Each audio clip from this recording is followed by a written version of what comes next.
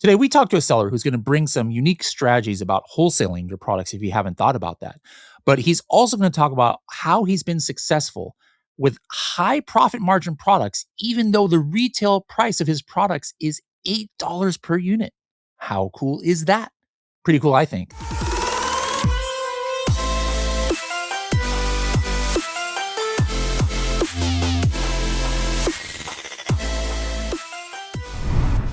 Hello, everybody, and welcome to another episode of the Serious Sellers Podcast by Helium 10. I'm your host, Bradley Sutton, and this is the show that's a completely BS-free, organic conversation about serious strategies for serious sellers of any level in the e-commerce world. And kind of a rarity on this show, I'm actually talking to somebody in the same time zone as me here on the West Coast. I'm here in my home office. A lot of the next few episodes are going to be me on the road, but we've got Ivan, who I believe is in Seattle, right? Yes, that's right. Seattle, Washington has been my home for 29 years. 29 years. That's why I broke out my Seattle Mariners hat, and I also have an Amazon Accelerate shirt today, kind of representing the Seattle here. But anyways, this is your first time on the show, so we want to get your backstory. You just said you've been in the Seattle area for 29 years. Where were you born and raised? I was born in Russia on the East Coast, so basically in Asia, city of Vladivostok. Okay. It's about an hour flight to Japan, Korea, or China. Or Yeah. I know that's about very close to Japan area. I knew some Amazon sellers who were actually moved to. They had like a car business in like the northern island of Japan, but they would come from Russia, and it was pretty nearby. Okay, pretty cool. And then where did you go to university? In Russia or in the United States? Well, both. So I was an exchange student at the University of Washington in 95, 96. So you were a Husky? Husky, yes. There we go. All right. And I went to school and I graduated with a degree in economics in Russia. I also have MBA from UCLA and the National University of Singapore. So it's a joint program of two universities. So you were a Husky, then a Bruin? A Bruin, yes. What was your major there? Well, it was Master of Business Administration, MBA. Okay. And did you get into that field right upon graduation? Well, I'm in that field right now.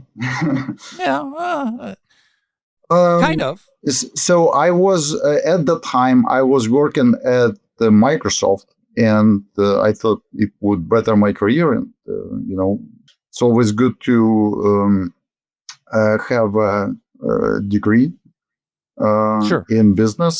Since you're doing business, my job at Microsoft was international project manager. So it sounds more posh than it actually was, but it was really cool job, of course.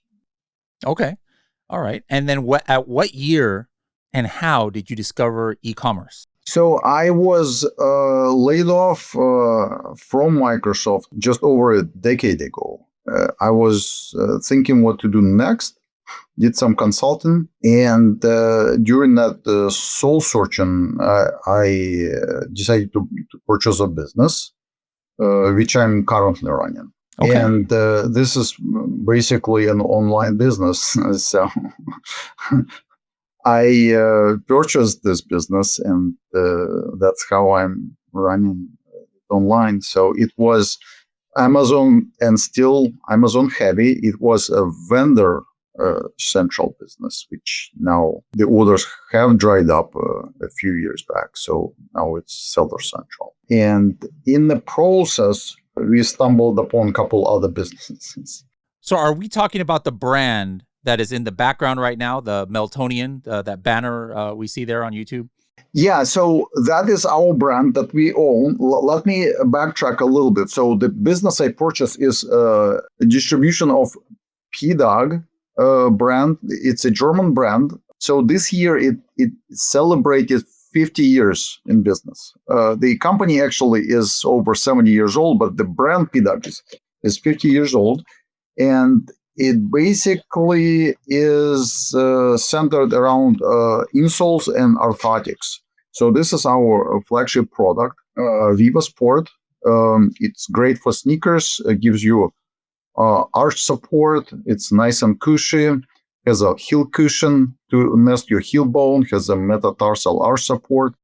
Now that's the brand that you're saying was the first one that you brought or that you bought, or that's what you expanded to after buying the brand? That's the brand that I bought. Well, we didn't buy the brand. We bought the right to distribute it.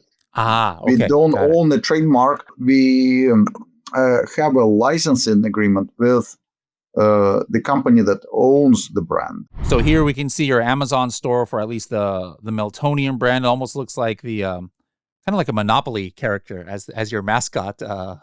As your mascot there. That's what I thought. I was like, oh, this is definitely an older brand here. Here's your website. And I saw some of the products you were showing. And guys, for those who stick to the end here on YouTube, we're actually, Ivan sent me some of his products. So for the first time ever on one of our shows, I'm going to be maybe using some of our guest products or giving a little demo on how to use it, because I'm a shoe person myself. And so like I've got a lot of shoes. So he was kind enough to send me some products. We're going to try it live here.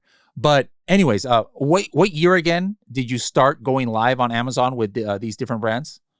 The Pedag brand that the rights distribution we purchased was already online. Meltonian, is the brand that we ended up owning later.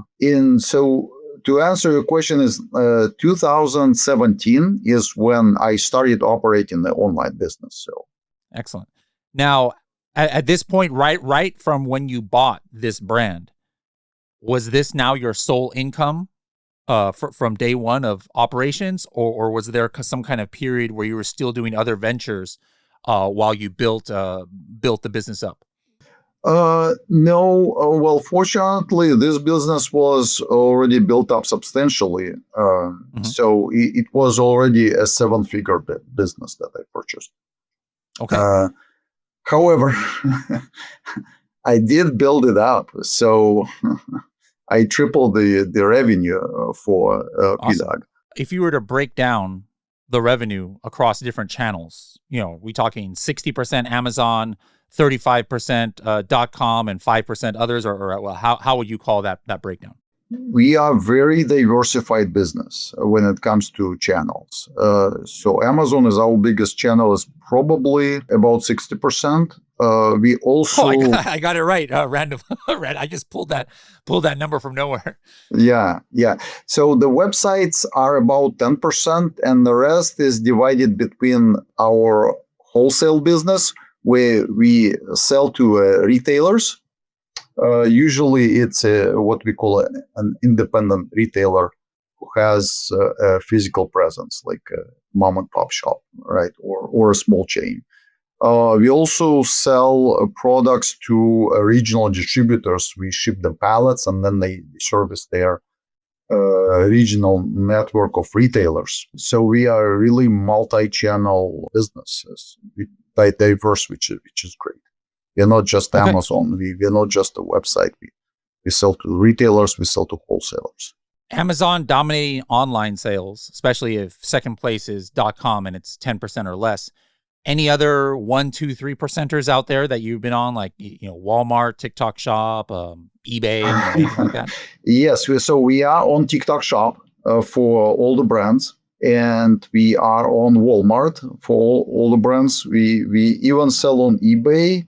The sales are very small. Our TikTok, actually, we believe it helps more Amazon sales than, our TikTok on sales are really almost non-existent, but the traffic is there low. So those channels we continue selling. We also actually sell on Faire.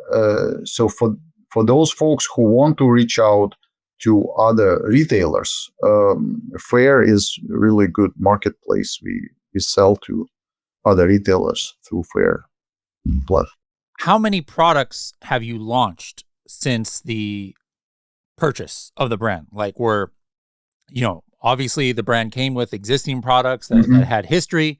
Approximately how much have you been then like, hey, I'm going to take advantage of the brand recognition on Amazon, and I see there's demand for this other lane of a certain product.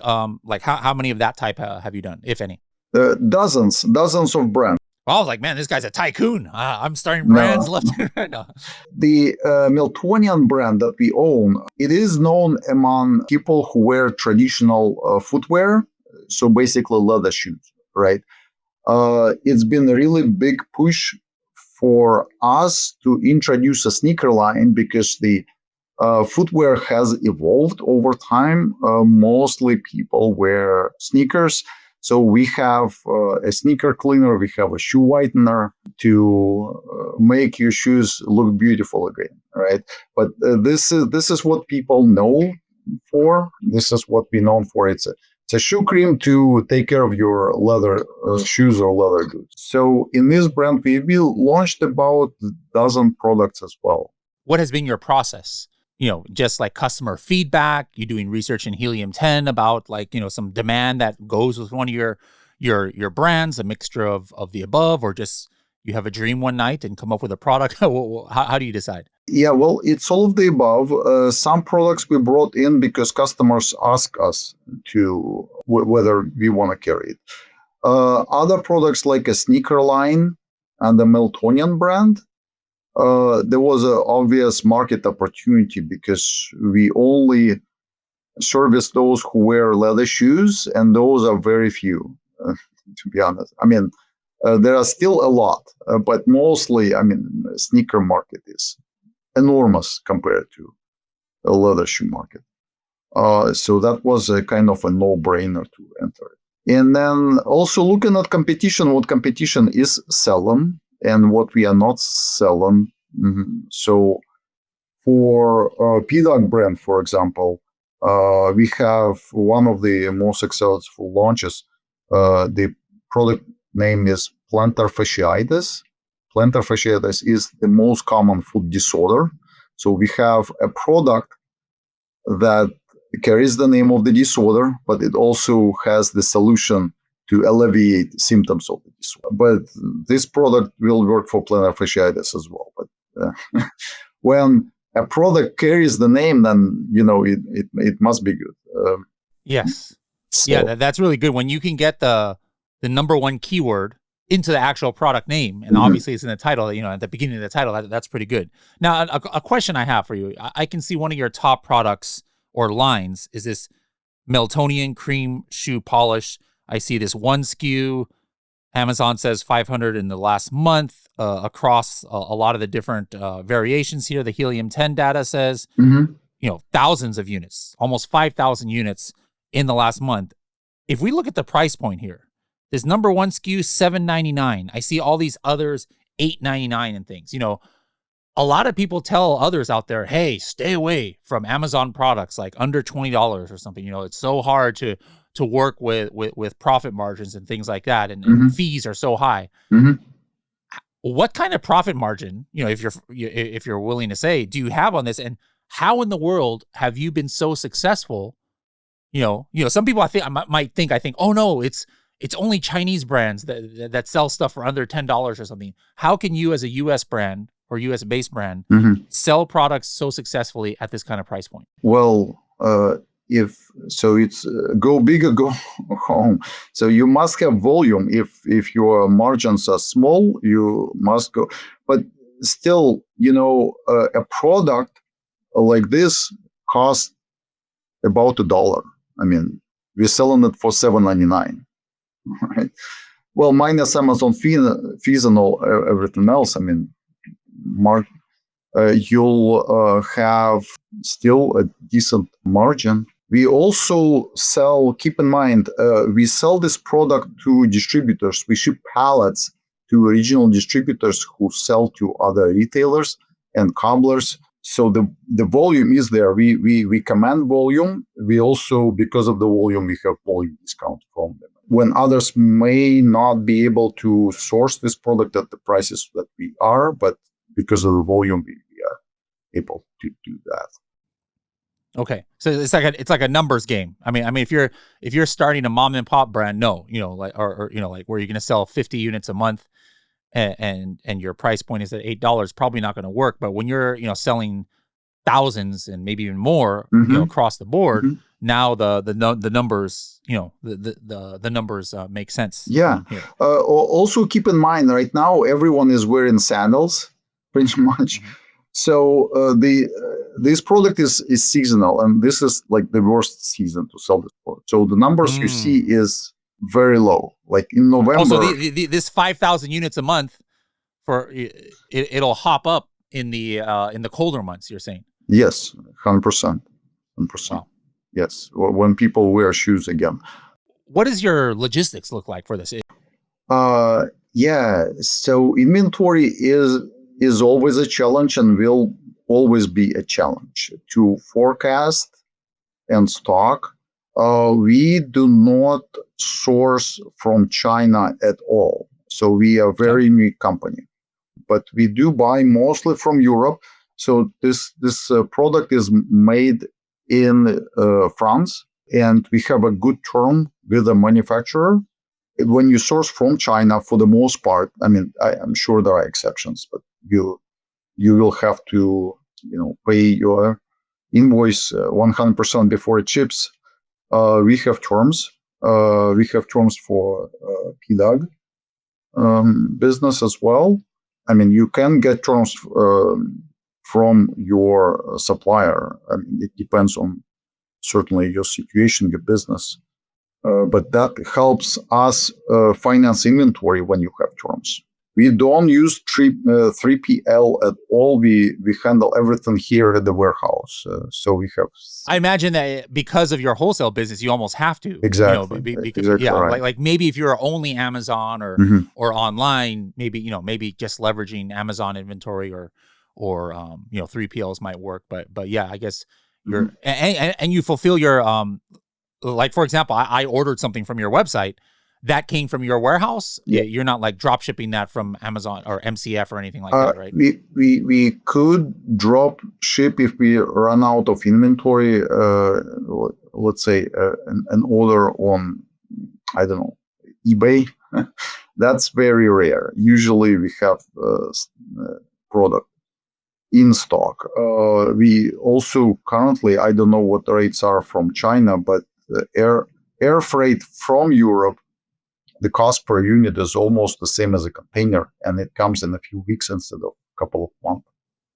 Oh, wow. So for us, we can restock quick. We have terms that allows us more flexibility when it comes to it. And we have several thousand SKUs. To have it all in 3PL, I think they will think it will be very complex. But I have friends who don't touch and they don't see inventory. They ship from China to Amazon directly, and it's very easy. So our business is not as easy from that standpoint. By the way, guys, if you guys are interested in the products, you have a 10% discount code that you'd like to give out for people who go to your websites? 15% code, actually. 15% code. Oh 15%. My goodness, breaking the bank. What is that? What is that code, and what websites can people use that on? So if you go to Meltonian.com, PedagUSA.com. Let me spell that out for people, because sometimes people put melatonin, and that's all right. So it's MELTONIAN.com. And you can get 15% off. The code is H10. Awesome. I'm going to start trying to do that more with our guests, like the ones who talk about their product. Hey, let's send them some love and buy them some other product. I literally did. I got a few things here. Now, you mentioned that there's multiple brands. Are all of these brands on one Amazon account? Have you separated them out? And whatever you answer, why did you choose to go that way? Yeah, so that's a great question. We have 2 Amazon accounts for 3 brands that we sell. Meltonian has its own Amazon account, and Pedag has its own Amazon account. And we have a third brand in shoe care. It's a luxury shoe care made in Japan for very high-end shoes and sneakers. And that we sell on Amazon Meltonian. It's the brand that we onboarded just 2 years ago. And it's the best shoe care in the world. It's not as cheap as Meltonian, but it's fantastic. It's the best shoe care in the world. If you have expensive sneakers, if you have expensive shoes, that's the shoe care you want. The Boot Black, made in Japan. Now, I'm looking at Cerebro on one of your main products, and I was actually expecting a lot of branded search being like your top keywords, but look, I'm searching here for where you're ranked in the top 10, and yeah, like I do see Meltonian shoe cream right here, 859 search volume. That is a top keyword, but there's only like 2 out of the top 10 keywords where you're ranking highly for are branded, and a lot of these are just like generic terms, like white shoe polish for leather, white liquid shoe polish for sneakers, white sneaker paint, et cetera, et cetera, et cetera.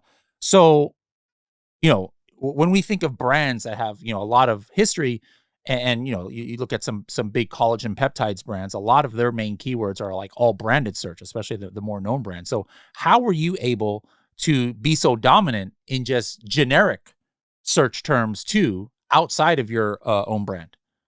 Well, part luck, part skill, I guess. We are avid users of Helium 10. We use Helium 10 to create listings and to enhance listings to make sure we are searchable for those important keywords that commands volume. And that's basically a few sentence answer.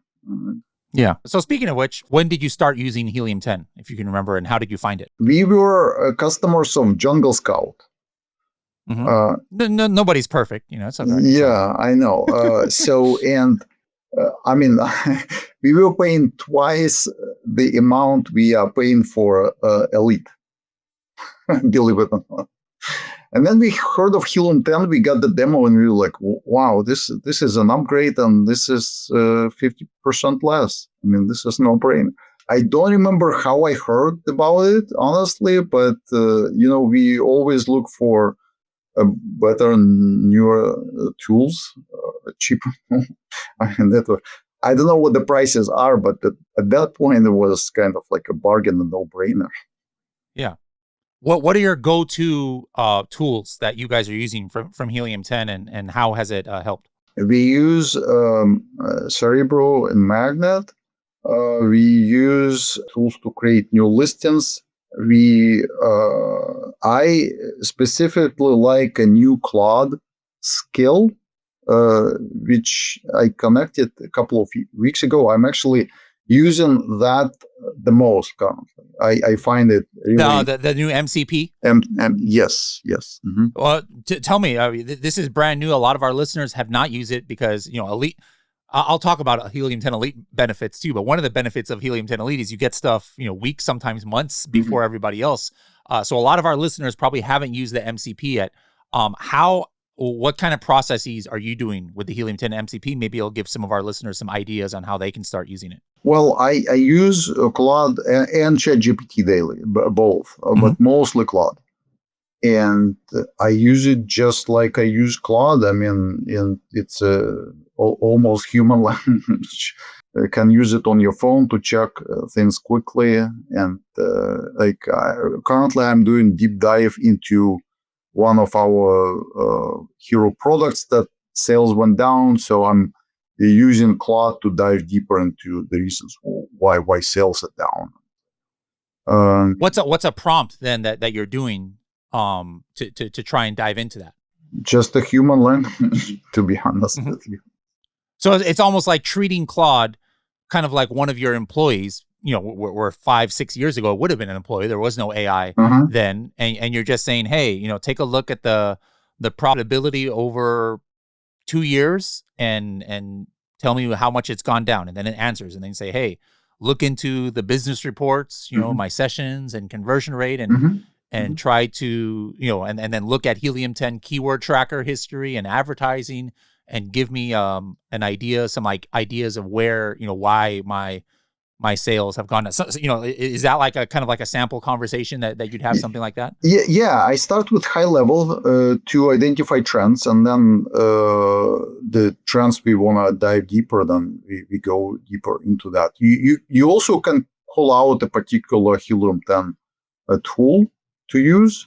But I find that Claude is smart enough to use the tools themselves without you prompting it. It's basically like an interaction with your assistant, just as you said. Very cool. I like it. All right. You've been part of the Helium 10 Elite program, which in the old days, maybe before you were here, it was a lot of like tool-based things where only you could use Helium 10 Elite for certain tools. But now it's more like almost community. Yes, everybody gets the first access in Elite, but we have a lot of like community things that you take advantage of, like private calls and things. So what has been your experience with Helium 10 Elite? Like what benefits have you gotten out of it?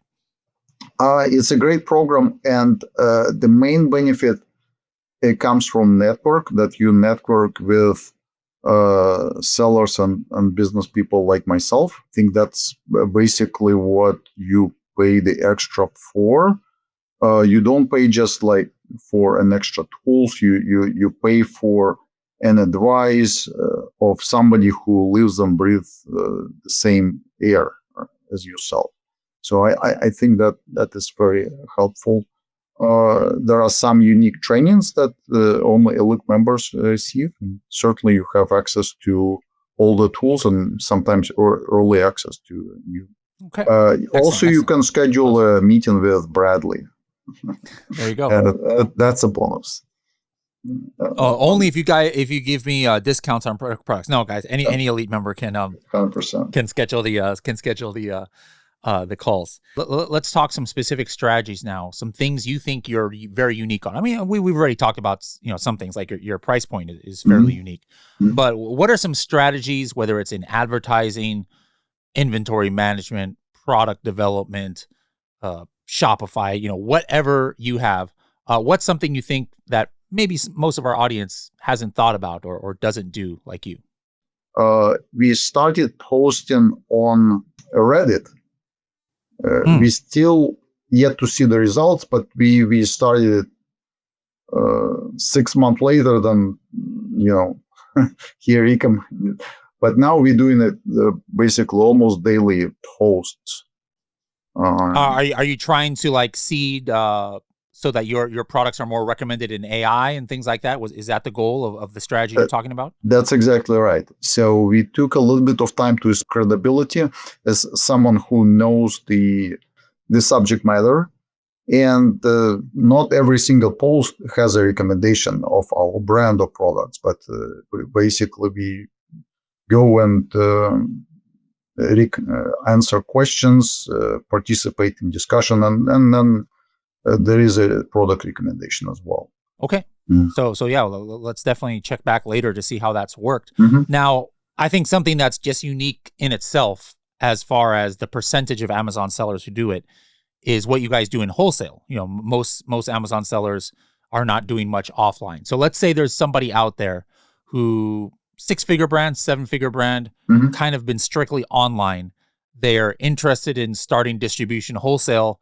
Where would you suggest for them to get started, and any kind of tips for them? Yeah, I would recommend starting with Faire. It's very low cost. And how do you spell that website? Because it's not Fair, isn't it? Doesn't it have an E at the end or something like that? Or so it's FAIRE.com.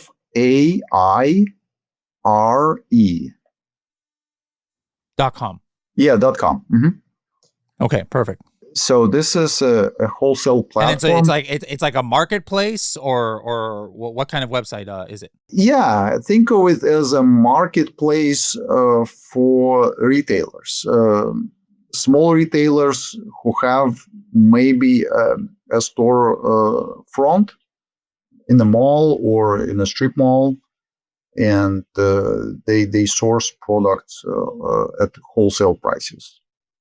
I think that's a good and easy entry. The other one is to go to trade shows.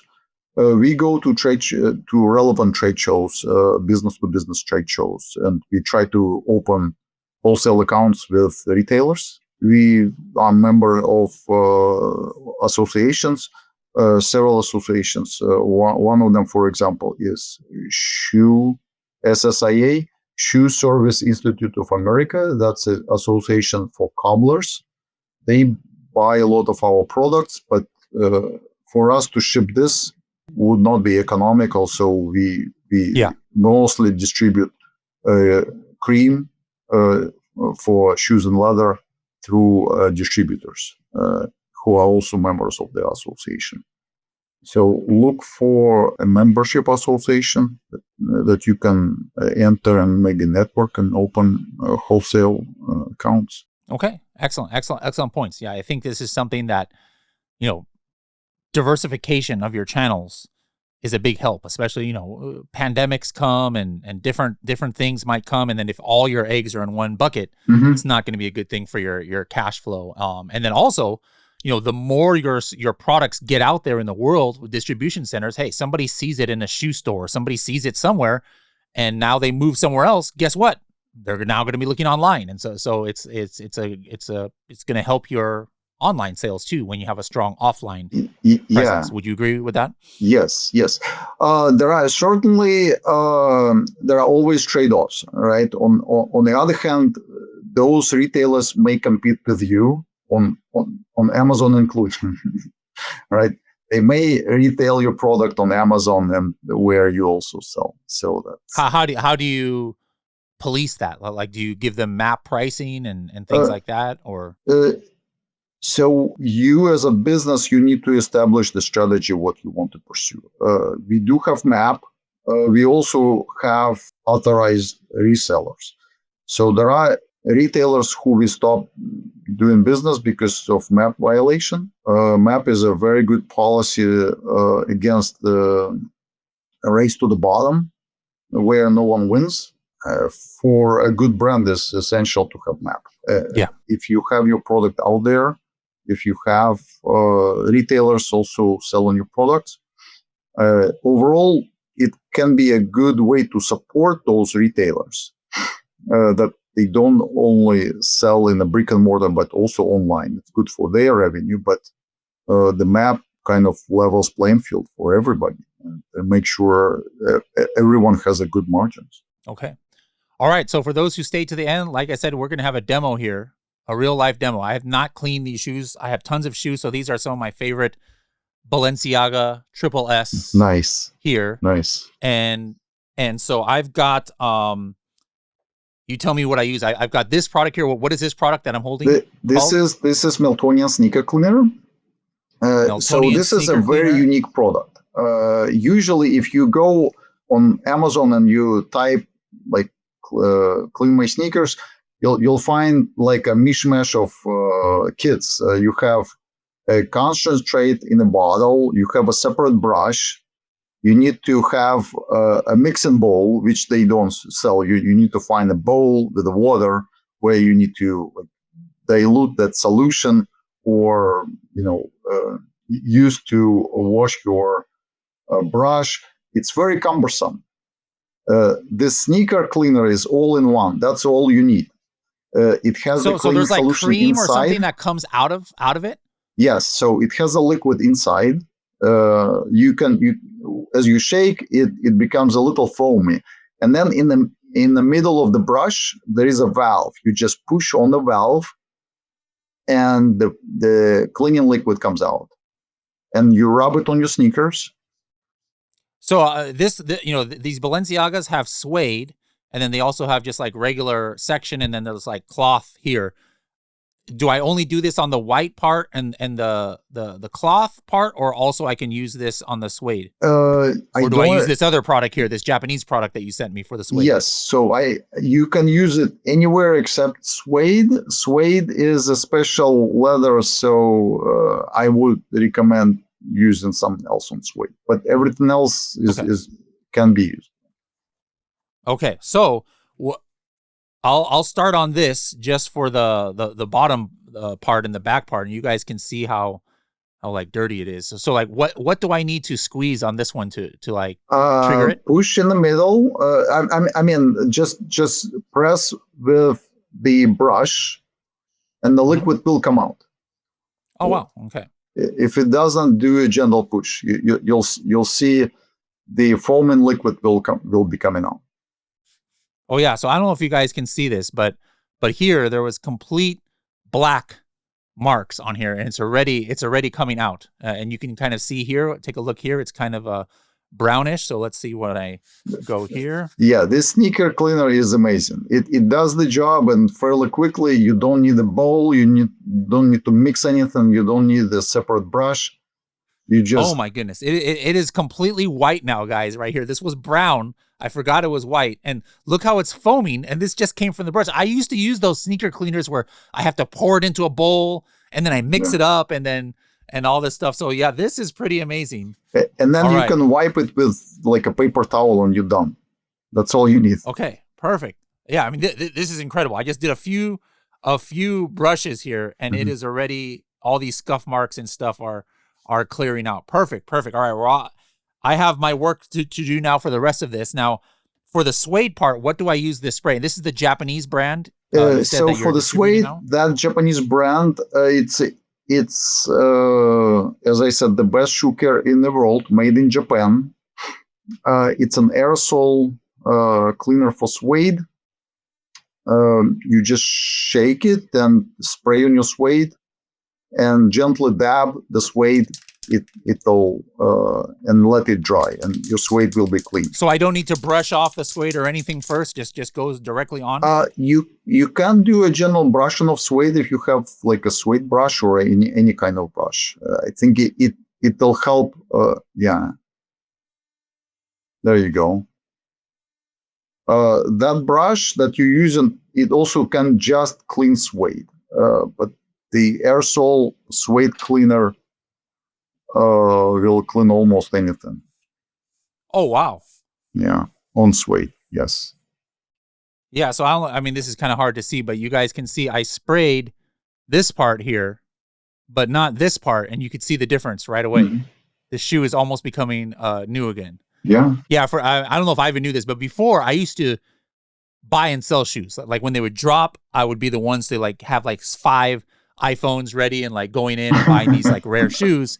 And then I would do that so that I could make enough money to buy, to have my own shoe. I mean, this is like a $800 shoe. I'm not a crazy person who spends $800 on shoes, but this used to be my business. And so I would like, sell 7 or 8 of these and have enough money to buy my own. And so I have quite an extensive collection of shoes from before. So all right, I've got my work cut out for me. I'm using this boot black suede cleaner. I'm using the Meltonian sneaker cleaner, and now my ugly looking shoes are about to be made whole again thanks to these products. So Ivan, thank you so much for coming on this show and helping my shoes, making my shoes great again, and appreciate your contributions also to the elite community. And so guys, if you guys are interested, hang out with Ivan in these elite calls, h10.me/elite. It's only $99 a month. You can book one-on-one calls with me.